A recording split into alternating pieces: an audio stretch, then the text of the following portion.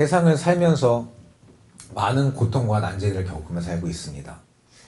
그리고 세상 풍속에 밀려서 우리가 영으로 깨어있지 않을 때에 우리도 모르는 사이에 세상적이고 마귀적인 걱정에 쌓여서 살고 있죠.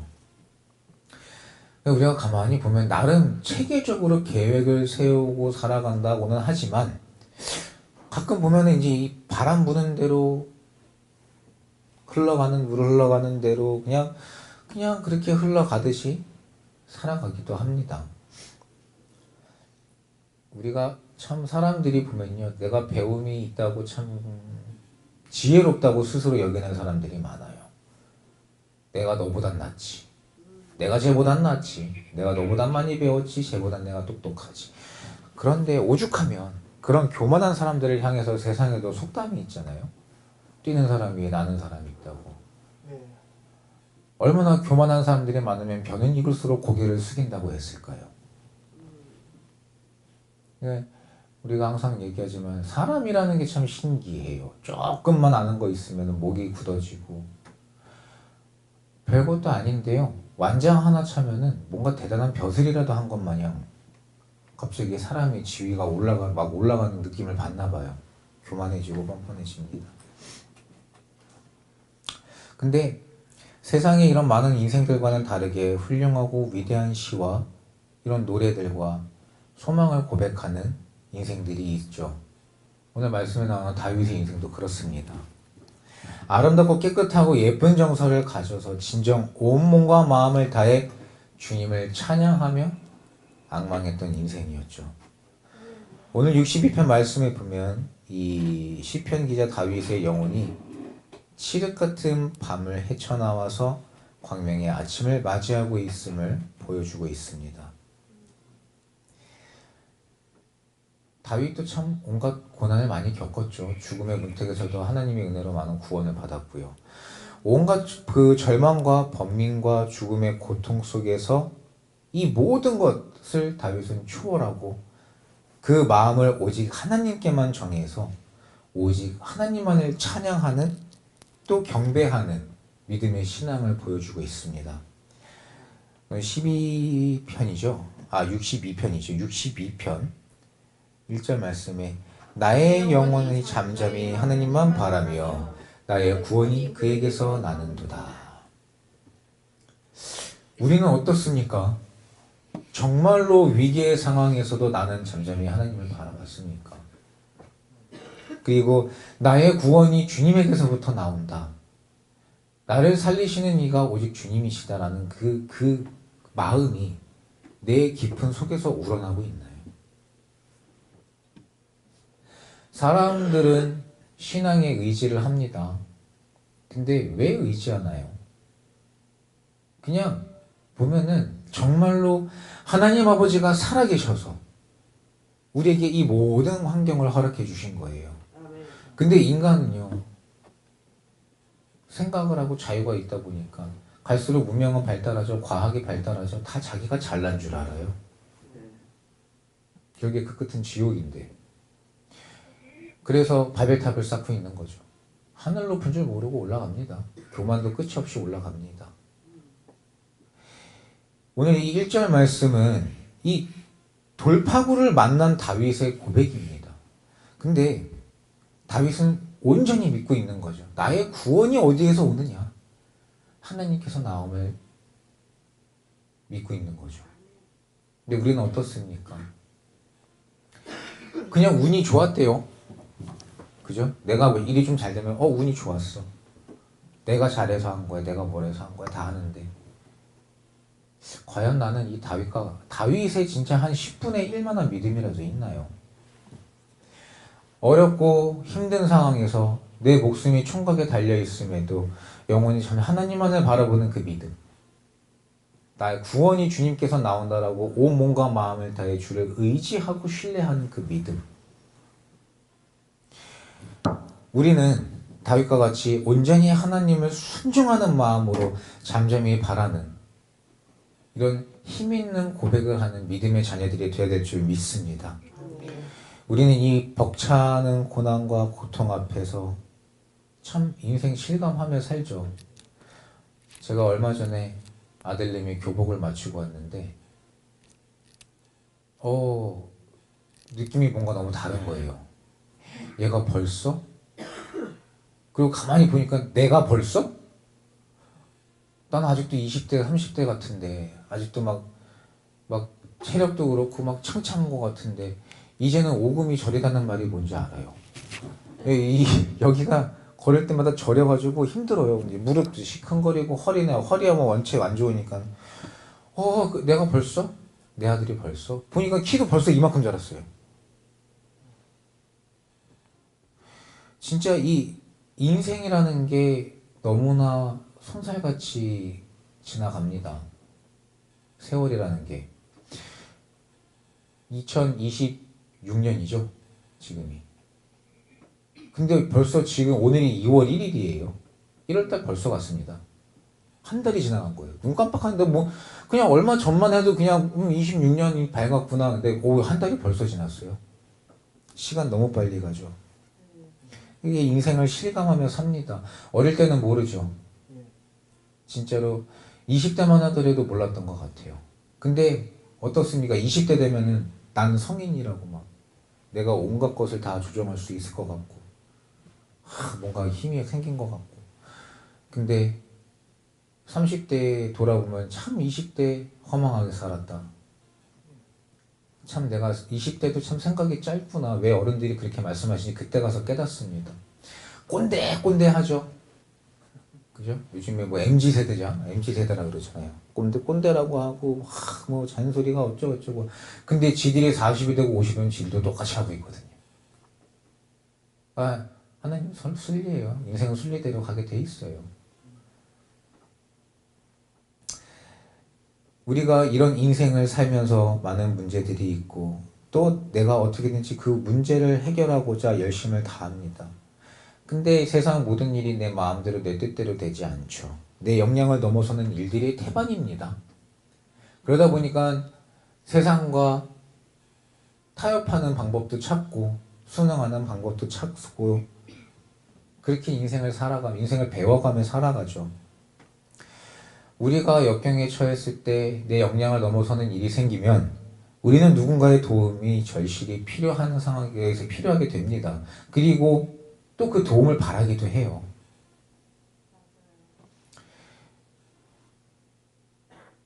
저도 이게 실질적으로 그래요. 우리가 살면서 우리 아이들은 저희가 어릴 때도 그랬잖아요. 이 재화에 대한 개념이 별로 없잖아요. 저도 용돈 생기면 모아놓고 오락실 가가지고 50원 100원 넣어가면서 1시간 2시간 오락합니다. 근데 그거 아까운 줄을 모르는데 이제 와서는 우리한테 단돈 1,000원이 아쉬워요. 누군가 나한테 5만 원이라도 주어주면은 그냥 염치불구하고 고마워요. 기름값이라도 생기고 감사합니다 생기게 되고. 힘든 시기를 보낼 때 그 작은 것 하나라도 정말 너무 도움이 되죠. 그리고 그게 인생에 많은 보탬이 되기도 하고요. 예전에 저희 어머니께서 그런 말씀 해주실 때 그게 무슨 말씀인가 몰랐는데 이제 와서 참 뼈저리게 느낍니다. 그러니까 세상에 많은 인생들이요, 나에게 닥친 나에게 이렇게 고통이 다가올 때 그거를 이렇게 해결해 줄 수 있는 누군가를 찾는 경우가 많습니다. 많은 부모님들이 말씀에서 떨어진 삶을 살다 보니까 아이들 자체도 그렇게 키워요. 그래서 문제가 생기면 문제를 직면하는 방법을 가르치는 게 아니에요. 문제를 해결하게 가르치는 게 아니에요. 문제를 피하게 만들고 있어요. 너는 이름이 뭐니? 얘는 이름이 유진이에요. 누가 유진이고 누가 부모인지를 모르겠는 거죠. 너는 몇 학년이니? 우리 아들은 몇 학년입니다. 자기가 가방 메고 학교 가지. 그죠? 대신 살아주지. 그러니까 애들이 어때요? 문제가 생기면 자기가 해결을 합니까? 내가 누군가에게 실수를 했어요. 그러면 죄송합니다. 제가 잘못했습니다. 사과를 하는 게 아니라 실수를 해놓고 엄마 뒤에 바지춤 붙잡고 있어요. 아빠 뒤에 가서 숨어 있어요. 다 그렇게 키워요. 그러다 보니까 문제 해결이 아니라 이걸 해결해 줄 수 있는 누군가를 찾게 되죠. 그러니까 우리 종교 생활도 그런 거예요. 하나님 말씀은 스스로 죄에서 돌이키라 해요. 근데 어떻습니까? 우린 종교 활동을 할 뿐인 거예요. 가서 앞에서 설교하는 사람 붙잡고 저 사람이 나 대신 회개해 주겠지. 나 대신 기도해 주겠지. 교회 내에서 사람들과 어울리면서 마음의 위안을 얻습니다. 천국이 있습니까? 없습니다. 이미 자기 위로는 거기에서 다 받은 거예요. 내가 문제를 해결하려면 내가 하나님을 붙잡아야죠. 내가 올바로 살고자 한다면 내가 말씀 보고 내가 기도해야죠. 애들한테 백날 공부 가르치면 뭐합니까? 지네가 공부 안 하면 의미가 없어요. 엉덩이 붙이고 앉아서 끈기 있게 펜대 붙잡고 있는 거는 내가 할 몫이 아니라 아이들이 할 몫이에요. 스스로 쓸 수 있는 자립심을 키워줘야죠. 왜 대신 살아주고 있습니까? 우리는 인생이 그래요. 나중에 시간이 지나면 누구를 찾게 되죠. 부모든 친구든 남편이든 아내든 누구든 기댈 곳을 찾습니다. 근데 여기에 모인 저희들, 여기 이 자리에 모인 우리는 누굽니까? 하나님을 믿고 있는 하나님의 자녀들 아닙니까? 우리가 하나님의 자녀라면 우리가 믿어야 될 거, 우리가 찾아야 될 게 누굽니까? 하나님이십니다. 그래서 오늘 여기에 모인 저희들은 하나님의 자녀, 하나님을 온전히 믿는 자는 이 복되다라는 거, 하나님께서 함께 해주셔서 우리의 인생을 닦아주신다는 것을 밝히 깨닫는 저 여러분이 되어야 될 줄 믿습니다. 물론 이 하나님께서 각 사람마다 달란트를 다 다르게 주셨죠. 다 똑같은 달란트는 아니잖아요. 누군가는 뭐 이런 달란트가 있고 누군 저런 달란트가 있고 다. 그래서 이 깨달음의 깊이나 이런 게 조금 다를 수가 있습니다. 얻는 그 하나님의 말씀을 똑같이 들어도 깨닫는 포인트들이 또 다를 수 있는 거예요. 근데 내가 느끼기에 내가 달란트를 조금 덜 받았다고 느껴져서 주저앉고 하나님께서 알아서 채워주시기만을 기다린다. 그건 미련한 자죠. 내가 얼마만큼의 달란트를 받았든 최대한 활용해서 나에게 주님께서 주신 이 직분, 주님께서 나에게 주신 이 자리에서 내가 할 수 있는 최대한을 하는, 그리고 나서 깨달음을 얻는, 그러기 위해서 노력하는 저와 여러분이 되어야 될 줄 믿습니다. 이게 모르는 게 죄는 아니에요. 모르는 건 진짜 모를 수 있습니다. 그렇지만 이 모르는 거를 알려고 노력조차 안 하는 이 무식한 것은 분명한 죄입니다. 내가 다른 사람과 이해관계가 조금 다를 수는 있어요. 그렇지만 그걸 이해하려고 노력하는 자가 되어야죠. 그래서 끝내는 진리에 도달해야죠. 진리가 너희를 자유케 하리라 하셨습니다. 그 자유를 얻어야죠. 그래서 죄악을 끊어버리고 천국행 티켓을 받는 저 여러분이 되어야 될 줄 믿습니다. 우리가 이 배우려고 노력하는 자세가 있어야 돼요. 인생은 죽을 때까지 배우는 거죠. 특히나 요즘 같은 세상에는 나날이 빠르게 발전합니다. 빠르게 발전하는 이 시간 속에서도 우리는 늦춰지면 안 돼요. 그러니까 저는 연세 드신 분들도 자꾸 이렇게 뭔가 배우는 거 보면 되게 존경스러워요.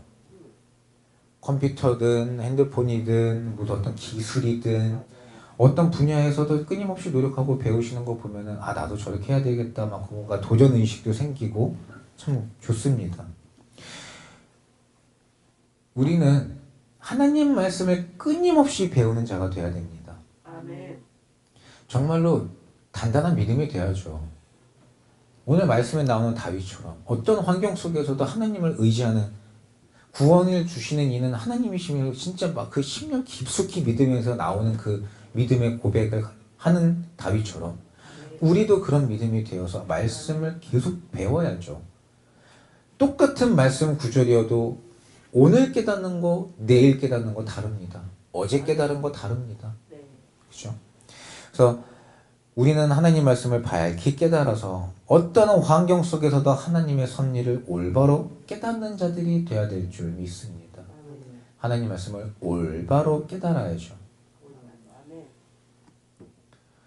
우리가 오늘 말씀처럼 왜 잠잠히 하나님만을 바라봐야 되느냐? 얘기했지만 구원이 주님에게서 나옵니다. 아멘. 우리가 하나님을 잠잠히 바라보아야 되는 이유는 오직 하나님께만 구원이 있기 때문입니다. 아멘. 우리를 만드신 이는 주님이십니다. 아멘. 우리의 삶이 다한 후에 우리를 지옥에서 건져주실 분도 오직 주님이십니다. 아멘. 내 영혼의 구원자는 오직 주님이세요. 아멘.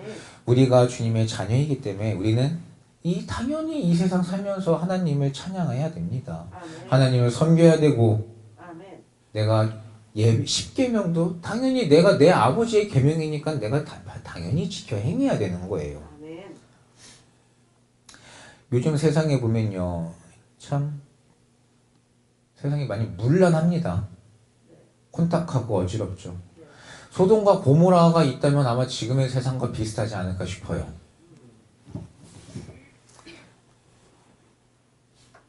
그리고 어린 친구들 이렇게 보면요, 나이만 어릴 뿐이지 하는 행동도 보면은 참 많이 지저분합니다. 자기들 멋대로 쾌락과 활락에 빠지고, 그죠? 근데 그렇게 하려다 보니까 혼자 사는 걸 선호해요. 선호한 친구도 많아요. 혼자 나가. 근데 많은 저희 나이대의 사람들이 이제 깨닫기 시작하는 것들이 절대 아이들 자취를 안 시키려고 하는 부모들이 있어요. 절대 자취는 안 된다. 알거든요. 나도 대학 생활을 해보면서 겪고받고 주변을 보니까 나는 거예요. 자취를 하면 애들 대부분 망가집니다. 거의 99%가 망가집니다. 안 그런 친구도 있어요. 당연히 있어요. 극히 드물어요. 20대 초반 때에 내 자신을 컨트롤하면서 그 집안 관리까지 해가면서 그렇게 살 수 있는 아이들이 많지는 않아요. 물론 어릴 때부터 훈련이 되는 친구들은 하겠지만 대부분은 안 그렇다는 거죠. 그래서 말씀을 아니라 그러니까 세상 사람들도 자취를 안 시키는 사람도 많아요. 근데 이 믿는 자들이 오히려 그런 걸 더 몰라요. 그리고 사랑이 뭔지를 몰라요. 그러다 보니까 그냥 아이들한테 자유롭게 그러다가 애들은 망가집니다. 교회를 떠납니다. 예전에 어떤 분도 그러시잖아요. 열심히 믿음 생활 하십니다. 나가서 막 전도도 해요. 근데 막상 자기 딸내미가 결혼할 상대방은 불신자예요. 불교. 온 집안이 철저한 불교 집안이에요. 그러면 그렇게 만났을 때에 여자가 종교생활 하기가 힘들죠. 근데 그런 거에 대한 깨달음이 없어요. 그러니까 어떻게 해야 될지도 알려주지도 않았던 거예요. 처음 시작할 때부터. 연애를 시작하기 전부터 엄마랑 딸이잖아요. 혹은 이제 우리 아들들이지만 아들과 아버지면 우리가 그런 거 다 얘기해 주는 거예요. 가르쳐 주는 거예요. 어떤 사람을 만나야 된다. 네가 어떠한 마음가짐을 가져야 된다. 이상한 거 검색하는 게 아니라 친구들끼리 만나서 뒤에 숨어가지고 음침하게 막 그럴 게 아니라 당당하게 나가서 건전한 연애도 할 줄 알고 함께 어떤 사람을 만나야 될지 고민도 하고 알려도 주고 말씀으로 붙잡아도 줘야죠. 그런 게 없으니까 아무나 내 눈에 족한 자를 만나요. 그렇죠? 하나님의 아들들이 자기 마음에 원하는 대로 여자들을 취하고 주님께 벌을 받잖아요. 우리는 그 말씀 보면서 뭘 깨닫는 거죠? 말씀을 보기만 해요. 읽기만 해요. 깨달음이 없잖아요. 아니에요. 말씀은 보고 깨달아서 내 삶에 접목시켜야죠. 말씀대로 살아야죠. 혼자 요즘에 아이들처럼 그렇게 부모를 떠나는 거 그게 인생에 도움되지 않습니다. 부모 곁을 떠나는 것이 아니라 부모의 가르침을 끝날까지 배우는 것이 바로 하나님의 섭리입니다. 다윗은 그런 하나님의 섭리를 너무 잘 알고 있었죠. 그래서 하나님께서 기름 부어 세우신 왕 사울의 옷자락을 베는 것조차 힘들어했습니다. 그 얼마나 대단한 믿음입니까? 얼마나 단단한 믿음입니까? 우리는 그런 자가 되어야 됩니다. 죽을 때까지 온 몸과 마음을 다해서 구원을 해주시는 우리 주님을 섬겨야 되는 것이 하나님의 섭리입니다. 그리고 주님께서는 우리의 인생을 또 그렇게 만들어 주셨습니다. 다만 우리에게 자유의지가 있다 보니까 우리의 몸과 마음을 편하게 하고자 사람들은 이런저런 이유로 다 갖다 붙이고 있는 겁니다. 교리네 뭐네 하면서 인간들에 맞춰서 내 생각대로 변형시키고 왜곡시키고 다들 그렇게 하고 살고 있습니다. 아닙니다. 말씀은 있는 그대로 받아들여야 되고 말씀 주님께서 우리에게 지켜라 행하라 하신 건 반드시 지켜서 행하는 자가 돼야 됩니다. 이사야 43장 21절 말씀입니다.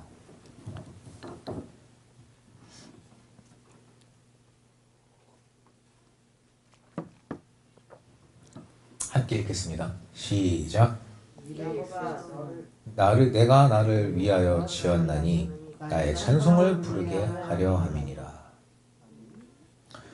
우리가 이 핑계 저 핑계 대면서 어떠한 좀 나한테 불리한 상황이면은 무마시키고 모면하고 숨기고 그쵸? 근데 우리도 어린 시절을 겪어오면서 깨닫게 되는 게 이 세상에 숨길 수 있는 게 있습니까? 내 스스로는 숨길 수 있습니다. 속일 수 있습니다. 근데 그것이 언젠가는 다 밝혀져요. 우리 아이들이 흔히 하는 잘못들이 속일 수 있다라고 잘못 착각을 해요.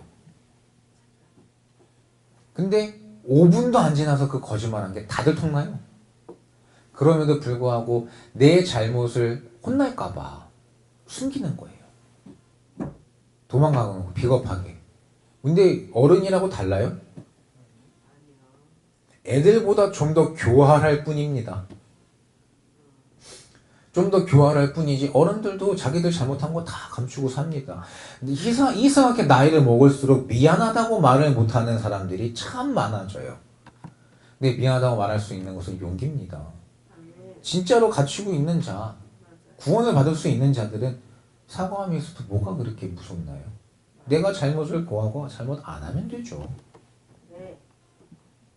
우리가 이 핑계 저 핑계 대는데 전 참 그 말씀이 제가 항상 나누는 거지만 로마서 말씀이 참 무서운 게 우리가 이 영안이 깨있는 때에는 결코 핑계할 수 없다는 거. 전 이 말씀이 너무 무섭습니다. 나는 지금 이 순간도 내가 누군가를 속일 수 있잖아요. 나도 모르는 사이에.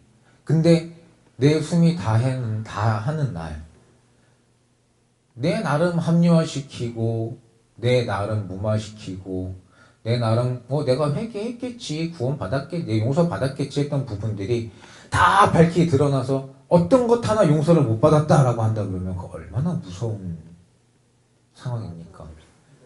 왜냐면 그 상황이면은 그건 지옥이잖아요.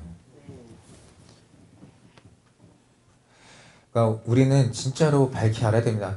내가 내 숨이 다하는 날 숨겨진 것이 밝혀질 때 우리는 결코 핑계할 수 없다는 걸 밝히 알아야 됩니다.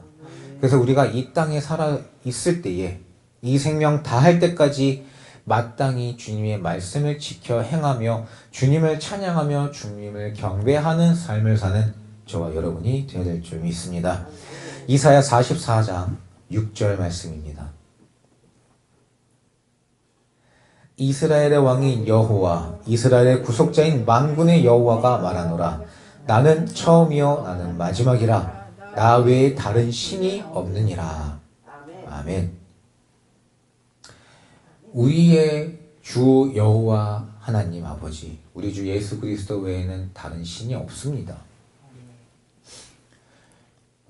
종교 통합 말도 안 되는 얘기예요. 주님을 예배해야 되는 자리에서 주님을 예배하지 않고 사람을 위한 예배를 드리는 것 또한 말이 안 됩니다.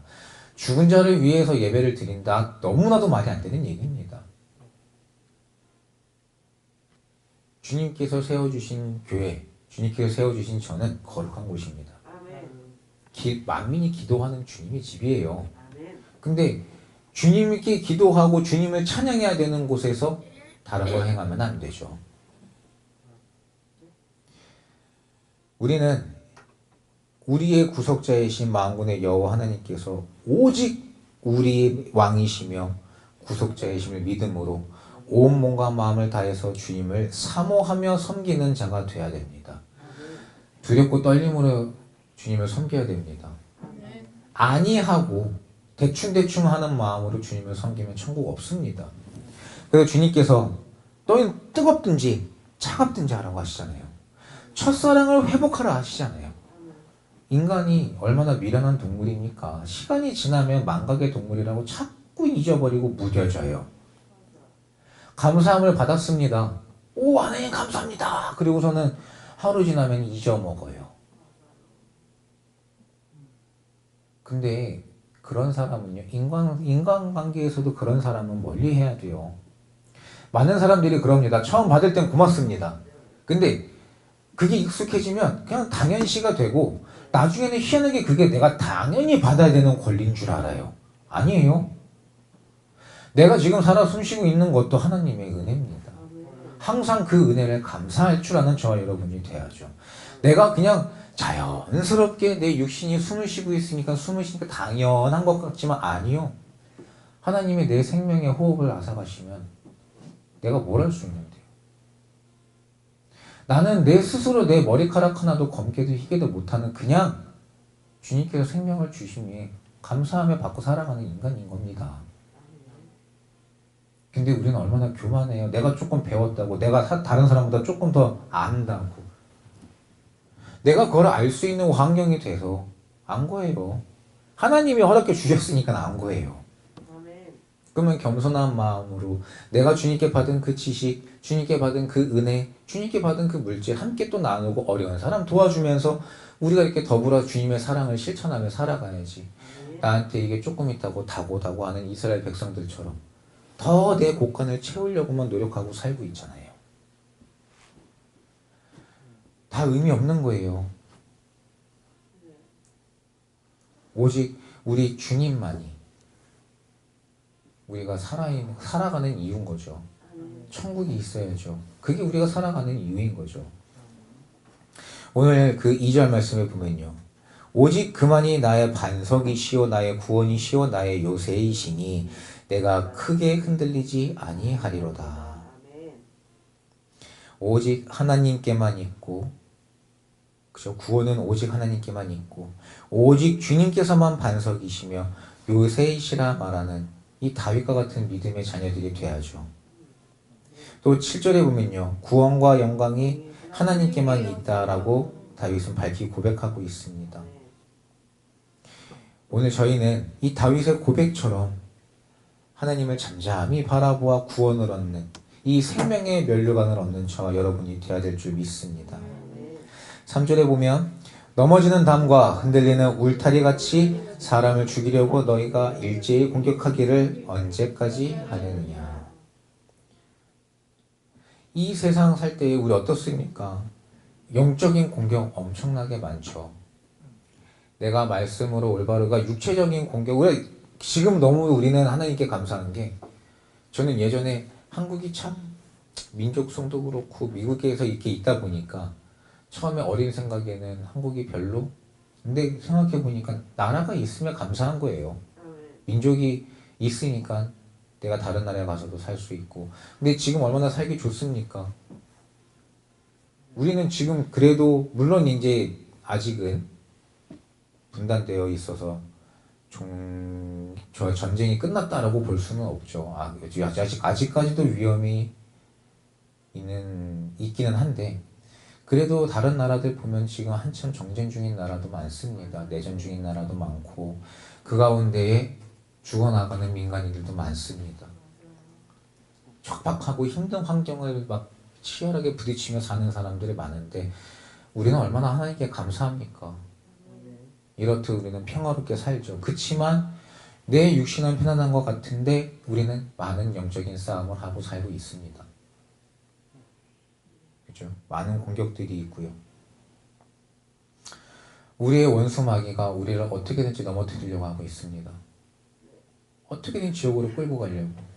내 이 심지를 뒤트는 거예요. 내 이 깊은 곳을 흔드는 거예요. 겉에만 흔들어봤자 의미가 없거든요. 그러니까 자꾸 우리에게 씨앗을 주는 이유가 뭐냐? 죄악이 우리 안에 뿌리 박히게 하려고 하잖아요.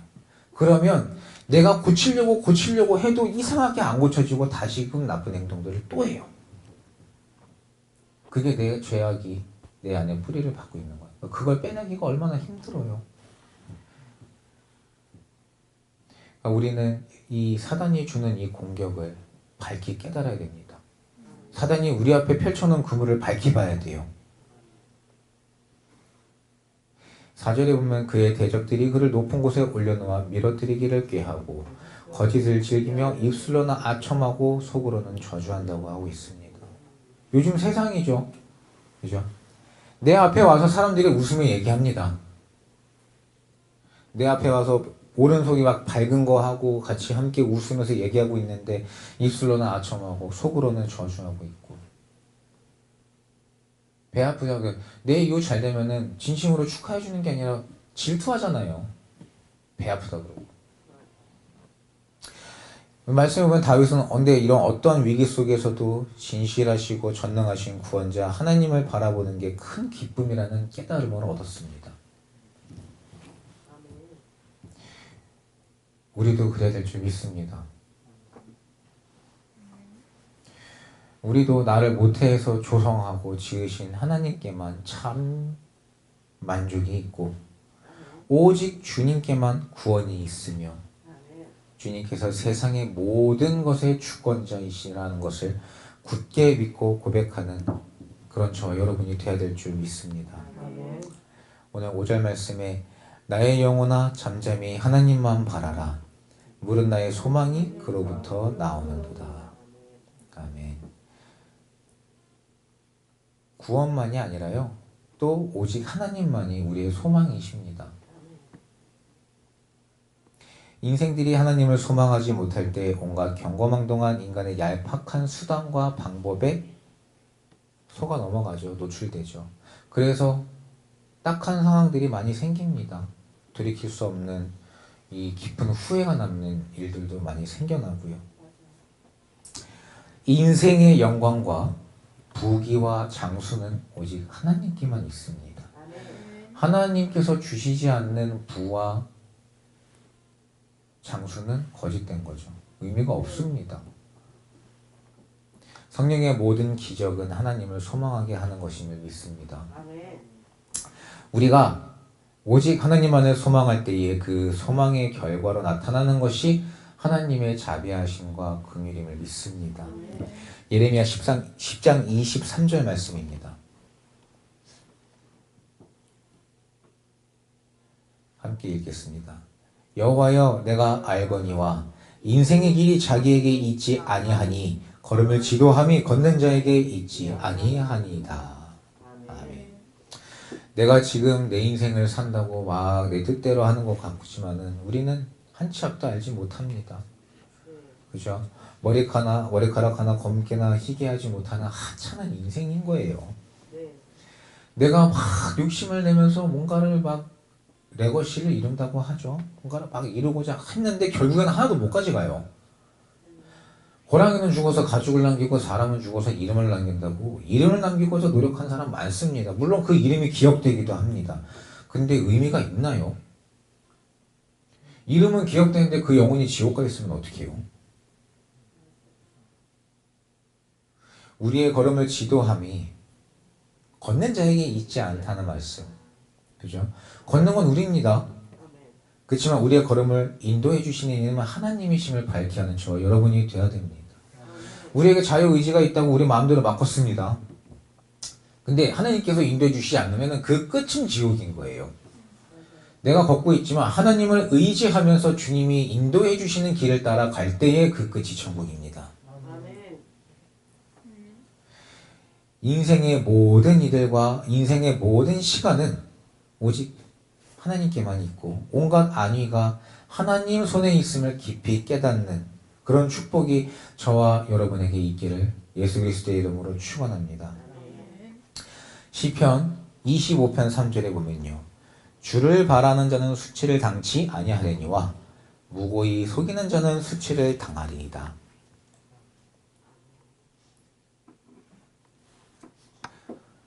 우리 아이들도 우리 아이들도 그렇고 우리도 그렇고 우리 아이들도 그렇고 참 이걸 깨닫기를 바래요. 자꾸 사람을 속인다는 거 결국엔 나에게 오는 건 수치예요. 근데 누구나 많은 사람들이 그렇습니다.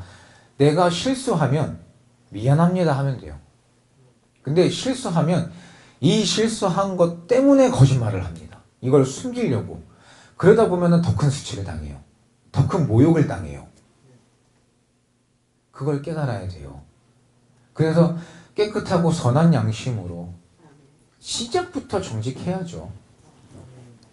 내가 왜 자꾸 움츠러듭니까? 내가 정직하지 못하니까 당당하지 못하니까 움츠러들어요.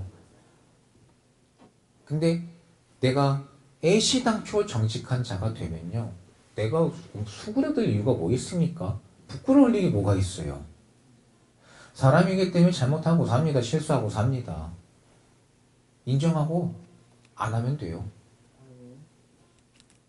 그렇죠? 내가 회개했으면 다시 그 죄를 안 저지르면 돼요.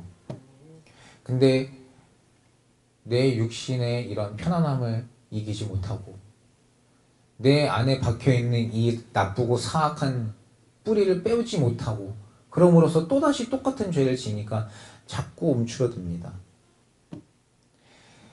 내 소망을 주님께 두지 않고 내 마음대로 원대로 뜻대로 생각하고 행동할 때에 꼭 실패를 당하며 인간은 수치를 당하게 됩니다. 그러니까 우리는 오늘 말씀처럼 우리의 소망을 오직 주님께만 두고 오직 주님만을 바람으로써 수치를 당치 않는 자가 되어야 될 줄 믿습니다. 그러니까 이 무고히 속이는 자는 수치를 당한다고 하셨잖아요. 그게 다른 사람한테만이 아니라 그것도 있어요. 내 자신도 속이는 자가 되면 안 돼요. 네, 깨끗하고 선한 양심.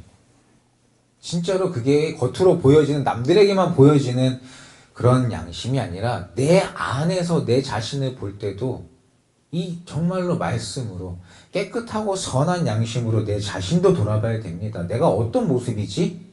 내 말투는 어떻지? 우리가 진심으로 깨달아요. 그러면은 하시겠다. 아멘. 아멘. 근데 어느 순간부터 아멘. 그죠? 그 고맙다 할 때 우리가 이제 얘기했던 거죠. 진짜 감사하면 감사합니다. 근데 약간 가식적이 진짜로 고맙지도 않은데 그냥 의례적으로 얘기를 한다던가 그러면 감사합니다. 고맙습니다. 그럼 듣는 자가 어떻게 이 사람이 진짜 나한테 감사함을 느끼는 거라 생각을 하나요? 아니잖아요. 내가 진짜로 존경하는 마음이 있으면 예의를 표하게 되어 있습니다. 물론 요즘 세상에 그런 예의 범절을 가르치는 집이 좀 드물죠. 제가 요즘에 애들 통화하는 거 보면서 깜짝깜짝 놀래요. 우리는 어릴 때 그러니까 핸드폰이 아니라 집에 전화가 있다 보니까 저 어릴 때는 집에 전화가 있는 집이 드물었죠. 그러다 어느 순간부터 이제 이 집에 전화기가 공용화가 된 많이들 이제 설치하고 그러다 보니까 전화할 때 일찍 전화하면 그것도 실례죠.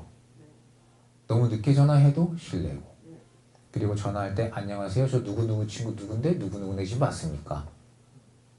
이런 식으로 인사도 하고 바꾸면은 전화 바꿨습니다. 안녕하십니까? 인사도 하고 여보세요 하면서 다 이런 예의 범절들이 있어. 전화 예절이 있었어요. 요즘은 없어요. 제가 아들 전화가 왔길래 얘가 그때 씻고 있었나 뭐 하는데 전화가 왔어요. 여보세요? 굳은 거예요. 그러니까 나 유준이 아빠인데 그랬더니 네 유준이 뭐예요? 어라? 야 너는 인사도 안 하냐? 어른이 전화를 받았으면 친구 아버지가 전화를 받았으면 안녕하세요 저 유준이 친구인데요 혹시 유준이 통화 가능합니까? 물어봐야 되지 않냐. 그런 걸 몰라요. 우리 스스로가 많이 속이고들 삽니다. 그리고 아이들한테도 그런 거를 가르쳐 주질 못해요. 그러니까 이게 뭐가 옳고 그른지를 몰라요. 그러니까 자기 멋대로도 행동하는 거예요. 그리고 그게 잘못됐다라고 스스로 돌아볼 수가 없어요. 왜? 배운 적이 없으니까. 그리고 커서는 말합니다. 나는 그걸 배운 적이 없는데요. 나는 그런 환경에서 안 자랐는데요. 나한테 그걸 가르쳐 줄 사람이 없었는데요. 아니요. 나이를 먹고 나서 성인이 되고 시간이 흐르고 난 다음에 내가 배우고자 하면 충분히 배울 수 있습니다.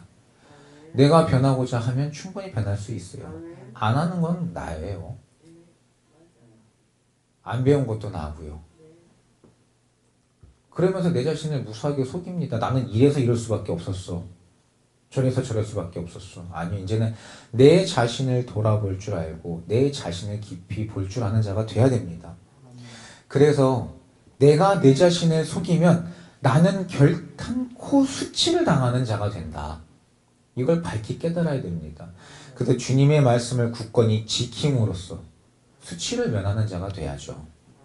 예레미야 17장 13절에 이스라엘의 소망이신 여호와여 무릇 주를 버리는 자는 다 수치를 당할 것이라. 무릇 여호와를 떠나는 자는 흙에 기록이 되오리니 이는 생수의 근원이신 여호와를 버림이니이다.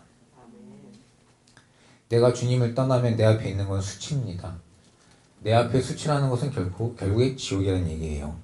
죽고 사는 것이 오직 우리 주님께만 있기 때문에 우리 인생들은 하나님만 바라봐야 됩니다. 시편 135편 15절에서 18절 말씀입니다. 열방의 우상은 은금이요 사람의 수곡물이라. 입이 있어도 말하지 못하며 눈이 있어도 보지 못하며 귀가 있어도 듣지 못하며 그 입에는 아무 기식도 없나니 그것을 만든 자와 그것을 의지하는 자가 다 그것과 같으리이다. 눈이 있어도 보지 못하며 귀가 있어도 듣지 못하는 자가 돼서는 안 됩니다. 네 마음이 있는 곳에 그죠? 뜻이 있는 거죠. 내가 물질의 뜻이 있으면 나는 물질을 내 물질을 바라는 그 행동들이 내 몸에서 나옵니다. 내가 정욕을 요하면 나오게 되어 있어요. 핸드폰으로 검색하게 되어 있어요. 그러니까 내 마음의 소망을 어디에 두냐가 되게 중요한 거죠. 우리는 하나님의 크신 은혜로 말미암아 우리에게 생명의 호흡을 주시는 이가 하나님이시다라는 걸 알게 됐잖아요. 그러니까 내가 어떻게 행해야 될지 내 스스로 이제는 생각하고 깨닫고 행해야 됩니다. 나한테 자유가 있다고 해서 내 마음대로 사는 거 안 됩니다. 주님의 말씀에서 어긋난 삶을 산다면 그 끝은 분명 결단코 지옥이라는 것을 밝히 하는 저 여러분이 되어야 됩니다. 신명기 30장 19절에서 20절 말씀입니다.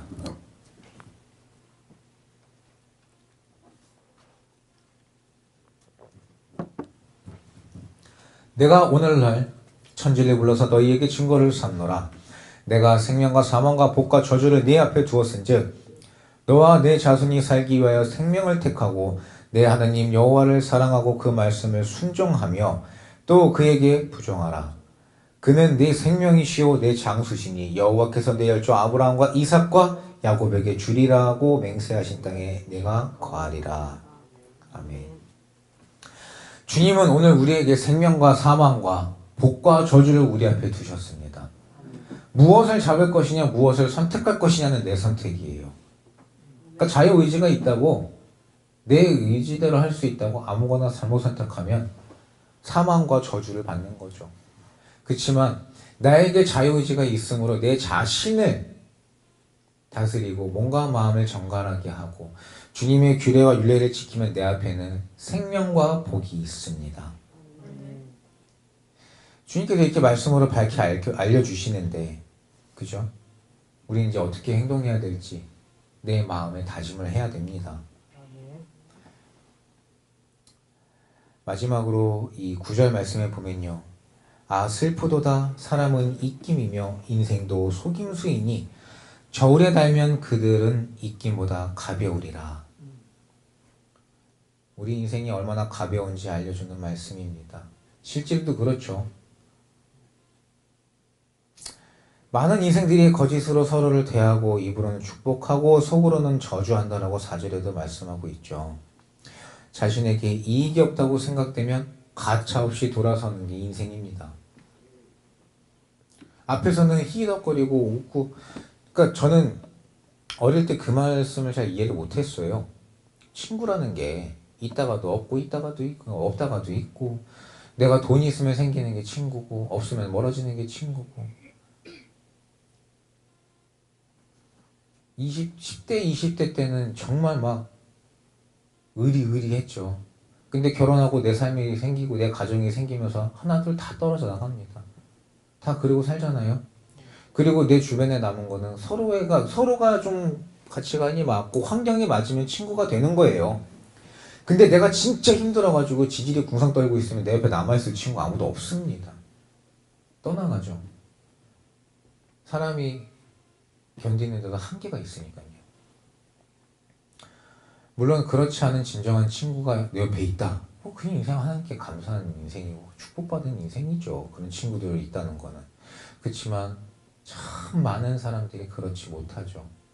쉽게 떠나가고 쉽게 등 돌리는 인생, 가차없이 돌아서는 거, 이게 인생입니다. 그러니까 진정한 어려움 앞에선 그 어느 누구도 어떠한 도움도 받지 못하죠. 이 고통을 겪는 당사자가 아니면 솔직히 잘 몰라요. 제가 저희 어머니 이렇게 보면서도 저 아픔을 누가 알까? 그죠? 제가 허리 아픈 거 얼마나 고통스러운지 아시는 분 계십니까? 예측은 가능하죠. 허리 아파 보신 분들이라면 아우 저 허리 아픈 거 저렇게 아플 텐데 힘들 텐데 예측은 가능해요. 그죠? 내가 두통이 있고 내가 막 역류성 식도염이 있고 속이 아프고 막 이러는 거 겉으로 보여도 공감이 잘 안 돼요. 그냥 어떨까 그냥 가늠만 하는 것 뿐이지 그 사람이 진짜 얼마나 아픈지 아무도 몰라요.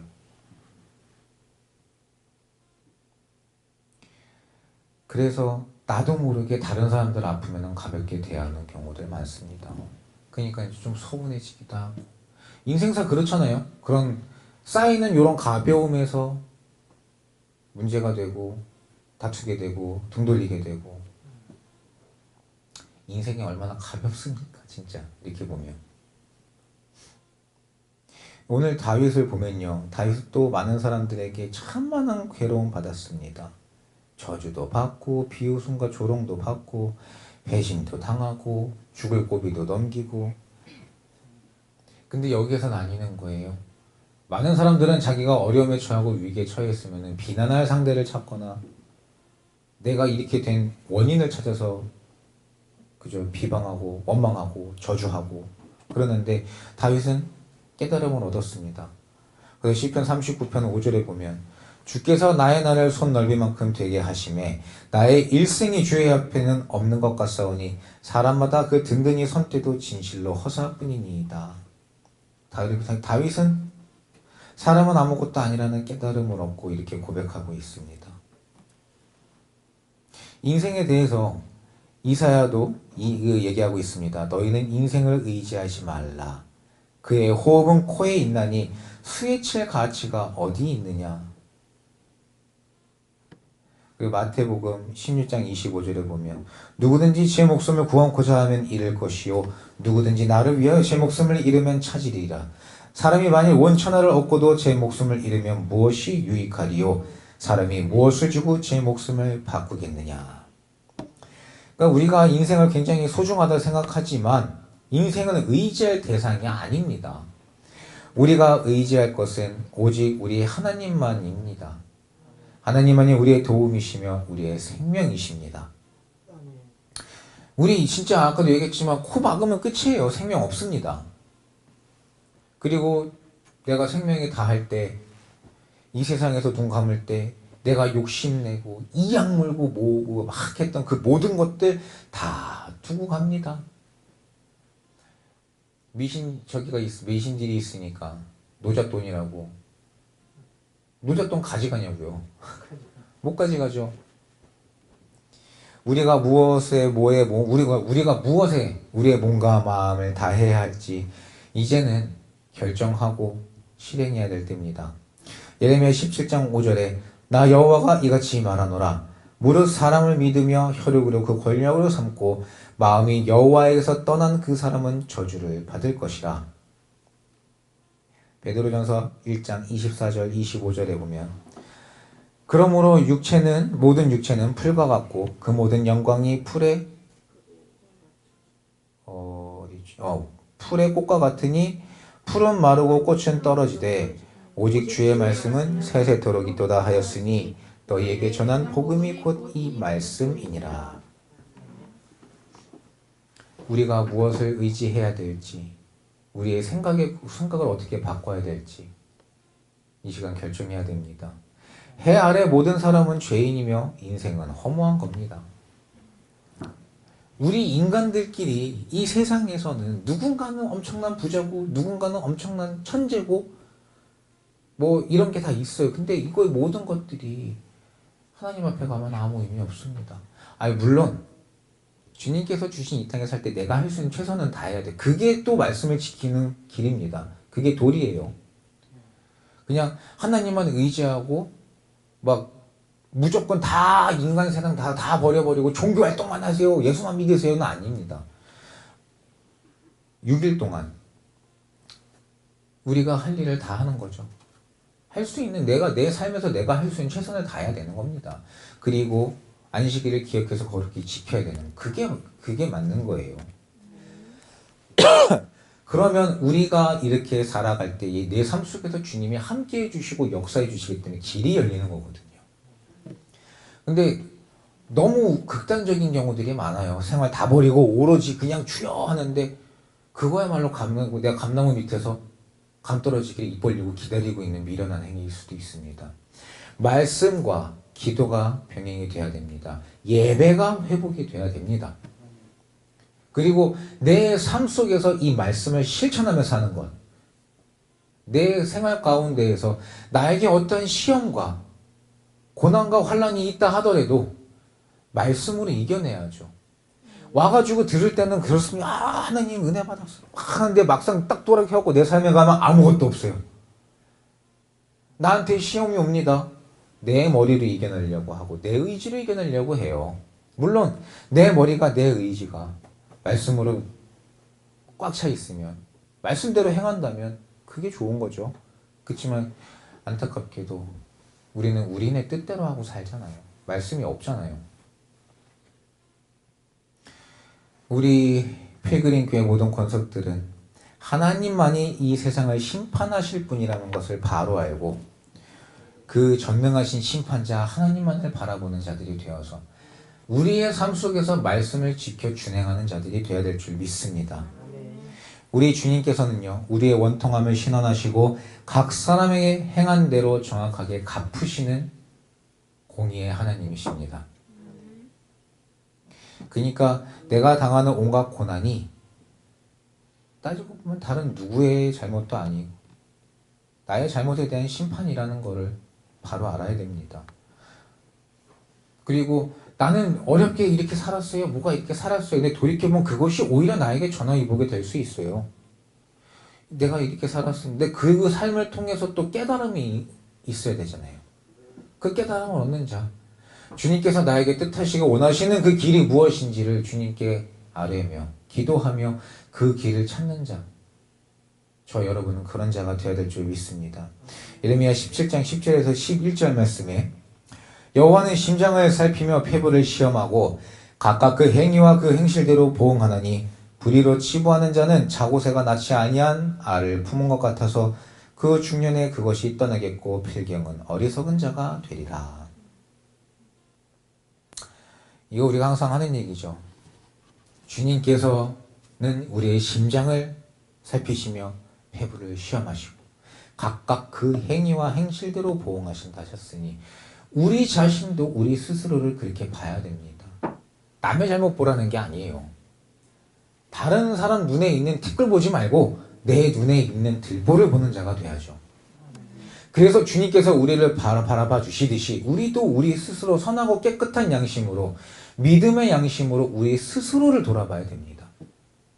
그래서 우리 주님 앞에 죄를 고백하고 예수 그리스도의 거룩한 피로 죄사함을 받고 거룩한 세마포를 입는 자들이 돼야죠. 우리는 우리의 원수 마귀 사단이 아무리 우리에게 온갖 달콤한 유혹과 고난과 환난 등 어떠한 시험거리를 내 앞에 던져놓는다 하더라도 잠잠히 하나님만 바라는 바른 신앙을 갖는 저와 여러분이 되어야 될 줄 믿습니다. 그래서 우리 주님을 힘입어 참고 견뎌 끝내는 승리하는 자가 되어야 될 줄 믿습니다. 하나님만이 나의 구원이시요 소망이시며 심판자이십니다. 우리는 이 수혜칠 가치가 없는 인생을 의지하지 말고, 그러니까 인생을 의지하지는 말되 그래도 인생을 올바로 살아야죠. 열심히 살아야죠. 무엇에 의지해서? 하나님 말씀 의지해서. 하나님 말씀대로 인생을 열심히 사는 자가 돼야죠. 그래서 모든 일에 하나님만을 바람으로 우리 삶에 우리 주님의 은혜와 사랑의 도우심과 이 축복이 연속되는 거룩하고 축복이 거룩된 삶을 사는 저 여러분이 되기를 우리 주 예수 그리스도의 이름으로 축원합니다.